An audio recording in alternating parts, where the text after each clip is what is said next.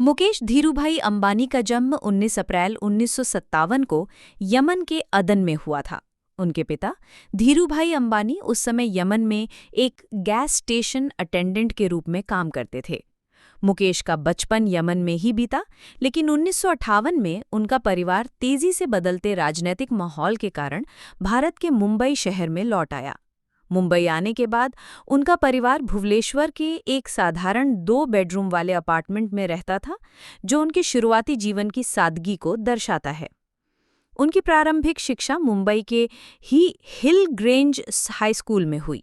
इसके बाद उन्होंने मुंबई के सेंट जेवियर्स कॉलेज से पढ़ाई की और फिर इंस्टीट्यूट ऑफ केमिकल टेक्नोलॉजी से केमिकल इंजीनियरिंग में स्नातक की डिग्री प्राप्त की। उन्होंने आगे की पढ़ाई के लिए अमेरिका की स्टैनफोर्ड यूनिवर्सिटी में दाखिला लिया, जहां उन्होंने एमबीए यानी एमबीए की पढ़ाई शुरू की।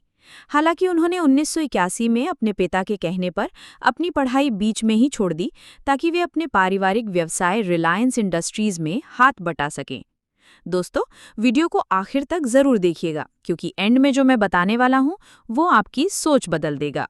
मुकेश अंबानी ने 1981 में 24 साल की उम्र में रिलायंस इंडस्ट्रीज में कदम रखा। उस समय उनके पिता धीरूभाई अंबानी ने पॉलिएस्टर यान बनाने का काम शुरू किया था।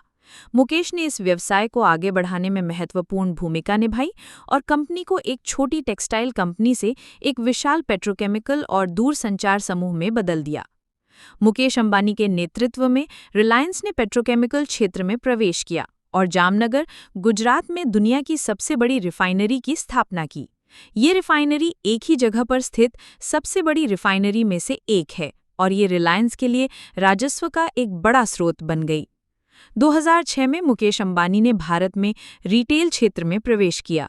उन्होंने पूरे देश में एक संगठित रिटेल नेटवर्क स्थापित किया, जिसमें किराना, लाइफस्टाइल और इलेक्ट्रॉनिक्स जैसे विभिन्न फॉर्मेट शामिल थे। आज रिलायंस रिटेल भारत की सबसे बड़ी रिटेल कंपनी है। मुकेश अंबानी के करियर का सबसे महत्वपूर्ण मोड़ 2016 में आया, जब उन्होंने रिलायंस जियो को लॉन्च किया। ये एक दूरसंचार सेवा थी जिसने मुफ्त कॉलिंग और बेहद सस्ते डेटा प्लान की पेशकश की। जियो के आने से भारतीय दूरसंचार बाजार में क्रांति आ गई। जियो ने बहुत ही कम समय में करोड़ों ग्राहकों को जोड़ा और भारत में डिजिटल क्रांति की नींव रखी।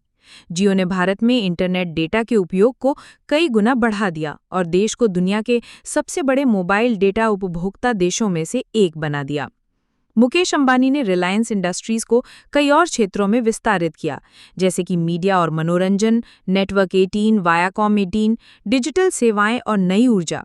वे भारत और एशिया के सबसे अमीर व्यक्तियों में से एक हैं। फोर्ब्स के अनुसार उनकी संपत्ति लगातार दुनिया के सबसे धनी व्यक्तियों की सूची में शामिल रहती है।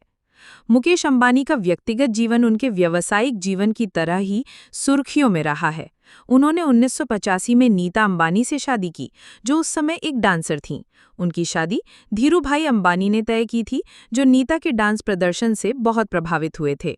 इस दंपत्ति के 3 बच्चे हैं: आकाश अंबानी, ईशा अंबानी जो आकाश की जुड़वा बहन है, और अनंत अंबानी। अंबानी परिवार अपने आलीशान जीवन शैली के लिए जाना जाता है। उनका निवास एंटीलिया, मुंबई में स्थित एक 27 मंजिला निजी घर है, जो दुनिया के सबसे महंगे निजी घरों में से एक माना जाता है। ये इमारत अपने डिजाइन और सुविधाओं के लिए प्रसिद्ध है। दोस्तों, एंटीलिया मुंबई के अल्टामाउंट रोड पर स्थित है।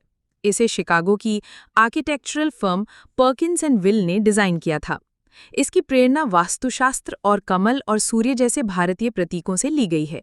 ये 27 मंजिल की इमारत है, लेकिन इसकी छतें बहुत ऊंची होने के कारण ये एक 60 मंजिल की इमारत जितनी ऊंची दिखती है। इसकी कुल ऊंचाई 173 मीटर है। इसमें कई अनोखी और शानदार सुविधाएं हैं, जैसे कि 168 गाड़ियों के लिए 6 मंजिला पार्किंग, 3 हेलीपैड, 50 लोगों के बैठने की क्षमता वाला एक मूवी थिएटर, एक हेल्थ सेंटर, जिम और स्पा, एक स्नो रूम जहां बर्फ गिरती है, और झूलते हुए बाग बगीचे। इस घर की देखभाल के लिए लगभग 600 लोगों का स्टाफ है। इसे बनाने में $2 बिलियन, लगभग 17,000 करोड़ रुपए की लागत आई थी और 2023 में इसका मूल्य लगभग $4.6 बिलियन यानी 38,000 करोड़ रुपए से ज्यादा आंका गया था। एंटीलिया का नाम एक पौराणिक द्वीप एंटीलिया के नाम पर रखा गया है, जिसके बारे में कहा जाता है कि वो 15वीं शताब्दी में अटलांटिक महासागर में कहीं था। ये घर अपनी भव्यता और वास्तुकला के लिए जाना जाता है, जो इसे मुंबई के क्षितिज यानी स्काईलाइन का एक अहम हिस्सा बनाती है। मुकेश अंबानी अपने परिवार के साथ बहुत समय बिताते हैं और वे अपनी मां कोकिलाबेन और अपने भाई अनिल और दीप्ति के साथ भी मजबूत संबंध साझा करते हैं। हालांकि धीरूभाई अंबानी के निधन के बाद मुकेश और अनिल अंबानी के बीच व्यावसायिक विवाद हुआ, जिसके परिणाम स्वरूप रिलायंस समूह दो अलग-अलग हिस्सों में विभाजित हो गया। मुकेश को रिलायंस इंडस्ट्रीज और अनिल को रिलायंस अनिल धीरूभाई अंबानी समूह मिला। सामाजिक क्षेत्र में मुकेश अंबानी और उनका परिवार रिलायंस फाउंडेशन के माध्यम से सक्रिय है, जिसकी अध्यक्षता उनकी पत्नी नीता अंबानी करती हैं। ये फाउंडेशन शिक्षा, स्वास्थ्य, ग्रामीण विकास और आपदा राहत जैसे क्षेत्रों में महत्वपूर्ण काम करता है। संक्षेप में, मुकेश अंबानी का जीवन एक साधारण शुरुआत से लेकर वैश्विक व्यापारिक दिग्गज बनने तक की एक अविश्वसनीय यात्रा है। उनकी दूरदर्शिता और व्यापारिक रणनीतियों ने न केवल रिलायंस इंडस्ट्रीज को एक नया आयाम दिया है, बल्कि उन्होंने भारत के आर्थिक और डिजिटल परिदृश्य को भी गहरा प्रभावित किया है। दोस्तों, अगर मेरा ये वीडियो आपको अच्छा लगा हो तो मेरे वीडियो को लाइक करें और मेरे चैनल को सब्सक्राइब करें। फिर मिलते हैं नेक्स्ट वीडियो में। तब तक के लिए अपना और अपने माता पिता का ख्याल रखें। बाय दोस्तों।